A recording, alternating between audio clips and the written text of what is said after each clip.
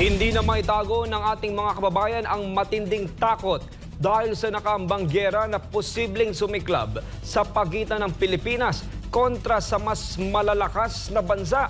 Panawagan nga ng grupo, kung hindi ito kayang solusyonan ng kasalukuyang administrasyon, ay mainam na magbitiw na lang sa pwesto si Pangulong Marcos. Si Almar Forzuelo sa report.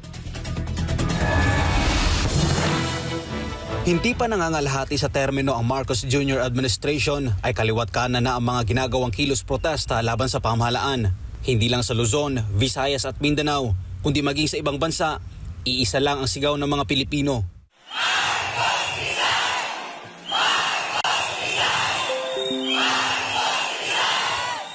Ilang araw lang matapos ang ginawang National Day of Protest nitong 30 ng Hunyo na dinaluhan ng libo-libong Pilipino sa buong mundo, heto at muling nagtipon ang ilan sa ating mga kababayan para ipanawagan ang pagbaba sa pwesto ni Bongbong Marcos. Daan-daang volunteers ng mamamayan ayaw ng digmaan at Marcos Alis Dyan Movement ang nagkaisa para iparating sa pamahalaan ang kanilang mga hinaing. Tatlo ang branches ng gobyerno natin, executive, legislative, tsaka judiciary.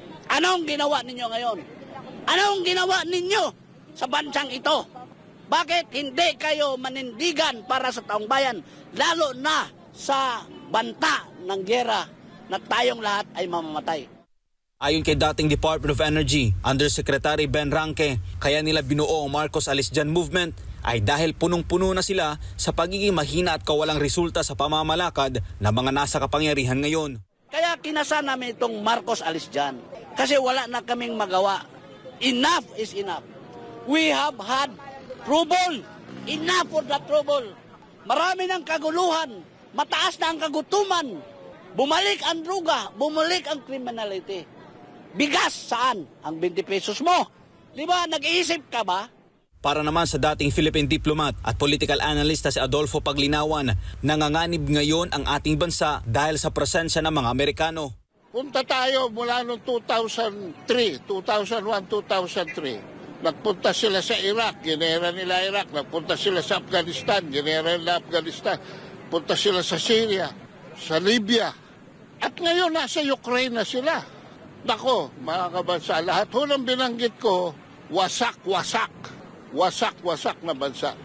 At ngayon, may masama akong balita sa inyo. Nandito na sila sa Pilipinas. Tayo na ho ang susunod na wawasakin. Anya dahil sa inilatag na missile system ng mga kano dito sa Pilipinas, ay nailagay na tayo ngayon sa mapa ng nuclear system ng mga malalakas na bansa na anumang oras ay pwedeng ihulog dito sa Pilipinas. Pag huyan, nalaman nila na yung sistema na yan, kinargahan nila ng Tomahawk, pwede na ho tayong tirahin. Ano nangyari ngayon? Nasa mapa na ho tayo ng nuclear ng China. Nasa mapa na tayo ng nuclear ng Russia. Nasa mapa na tayo ng nuclear ng North Korea. Kaya ito ang rason ng grupo kung bakit sila nagsagawa ng kilos protesta. Ang Amerikano, same time kaibigan natin. Pero ayaw lang namin ng inyong foreign policy na pupunta kayo dito parang koloni pa rin ninyo kami. You have to ask us. You have to ask the people. If ever, payag ba kami? Huwag yung basta-basta na lang ninyo isang tao lang kusapin, bangag pa. Kaya kinasa namin itong Marcos Alis Dyan. Kasi wala na kaming magawa. Enough is enough. We have had trouble. Kaugnay nito may panawagan ng ating mga kapatid ng Muslim at mga kababayang OFW kay Bongbong Marcos. Kaming mga Muslim, siguro naalala niyo po yung tinatawag na Marawi Seeds. Sa aming mga Muslim, ayaw na namin maulit ang nangyari sa Marawi na talaga namang walang humpay ang putukan dyan. So kaming mga Muslim, kaya po kami nandito para po iparating na ayaw na namin maulit ang nangyari nung nakaraan. Mahal na Pangulo, tandaan mo ang sinabi mo noong nangangampanya ka. Ang pangarap mo ay pangarap ng mga Pilipino. Bangag ka ba ng sinabi mo yon? Kasi walang Pilipino na naghahangad ng digmaan.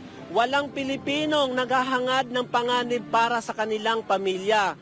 Ngayon po kay General Browner po, tignan nyo ang kalagayan ng Pilipinas. Hindi po kami handa sa kahit anong gulo. Para sa Diyos sa Pilipinas kung mahal, Almar Forzuelo, SMNI News.